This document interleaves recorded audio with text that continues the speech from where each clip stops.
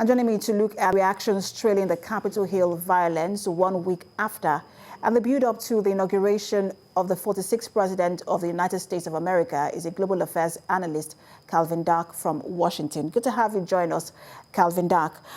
Let's begin with the fact that President Trump has now spoken for the first time about that attack and violence at the Capitol. And I just want to quote him. He said the impeachment is a hoax and is a continuation of the greatest and most vicious witch hunt in the history of our country. It is causing tremendous anger and pain, which is dangerous for the U.S., especially at this tender time. What do you think he means by that? Well, one of the things that we've learned over the last 4 years is that Donald Trump believes that anything that does not go for him, anything that dare calls into question his actions or his motives, is a hoax, it's rigged, it's deep state, it's his enemies, and as always, it's all about him. This is the worst thing to ever happen in the history of the United States, according to him. But it's really unfortunate because I don't think that the things he mentioned that were hoaxes before, I don't think they were hoaxes. But the fact that the first time he speaks out like that, he doesn't speak to the fact of what happened last week, only thinks about himself and what his political future might be. When he says something like it is dangerous, especially for the U.S. at this tender time, do you think that he understands the implication of a statement like that, especially when with the kind of siege we saw at the Capitol? Oh, I think he understands it perfectly. And I think his words were carefully chosen.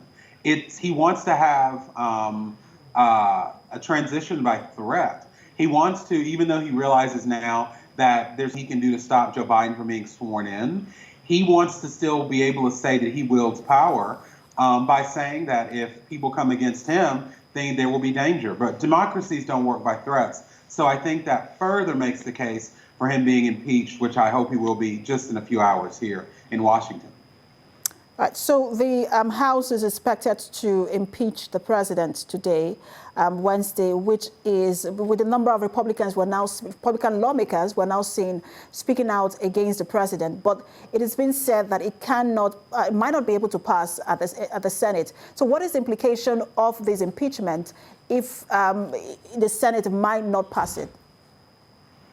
Well, I think what many congressional leaders realized on the Democratic side and some on the Republican side is we can't just think about this in terms of he has 1 week from today for his term, because if that was it, they wouldn't be bothering with impeachment. What they're the reason they are pursuing impeachment is because what happened was so incredibly dangerous and egregious that we have to go on record, Congress has to go on record with letting the world know and letting the American people know that this can't be tolerated. And I do think that whereas before there wasn't a chance of him being convicted in the Senate, who knows? Because it's funny, these things work like avalanches. You have 1, 2, 3, that opens the door for many. So even if it doesn't pass, even if he's not convicted in the Senate, this is important for us to condemn his actions from last week. And we're also getting reports now that the president is looking at the option of pardoning himself and his children. If that were to happen, what happens then to the plan to impeach him or the move to impeach him? I don't think that will have an effect on the House side.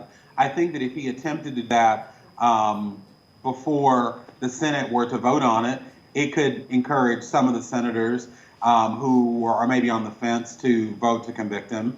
But I don't really know if that'll have that much of an effect. And I also don't think that this would ever stand up in court because it goes against our principles of our democracy that no man or woman is above the law. But Trump has 1 week, and we've seen that he can do damage to a country in a day. So we have to do something. We have to be careful, and we can't let up our guard, even though he only has 1 more week left. A member of Congress and Democrat Clyburn has said that he believes that the move to impeach him should wait till after the 100 days of President-elect Joe Biden in office.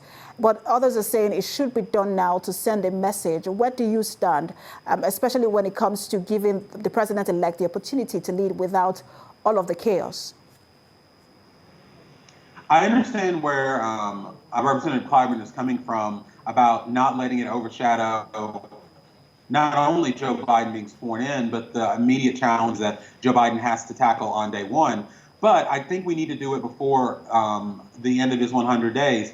One is, think about it.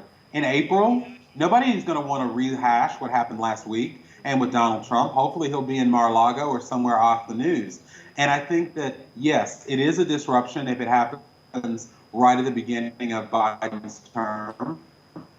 But I think it'll be even more to dredge this up in 4 months. Although it will be less like Republicans to vote for it, because one of the arguments for convicting him in the Senate is that he is a danger right now as president. And if he's not president when the Senate takes it up, that takes away one of the main reasons that some Republicans would sign on to it. So a lot of Wall Street banks, businesses, as well as Deutsche Bank in Germany, are now cutting ties with the president and his businesses. What would this mean for President Trump after he leaves office, especially because there are reports that he's highly indebted to some people and countries? Well, I think it's going to make him more than he does. And just to let you know, like if he is not convicted in the Senate and the Senate doesn't, disqualify him from running for office, whether or not he runs for office again, he'll continue to raise money. I think it was almost $300 million that he has raised since the election he lost. And so he's going to be looking at financial incentives to get donations for this super PAC he could create, which will be a slush fund for him and his family and his cronies.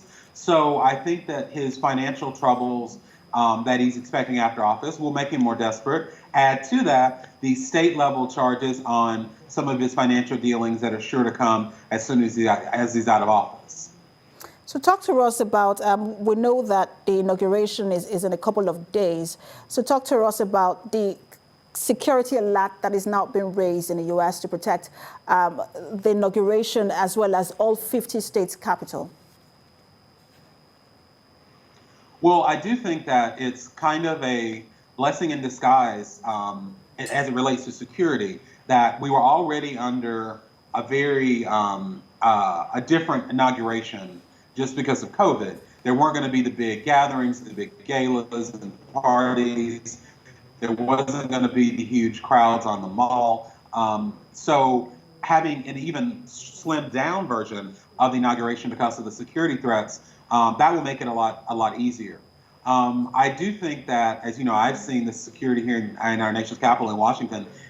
It's very much increased, but we still have to be careful because there was security at the Congress last week, and you see what happened. Now, when it comes to individual states, I think it's a very, very dangerous, intense time because that requires every state's governor to really be paying attention and committed to allowing peaceful protest, but not allowing many versions of what happened in our nation's capital to happen across our 50 states. So this is a very tense time. I think we can get through it, but it will take the coordination and commitment of national and state leaders to do that.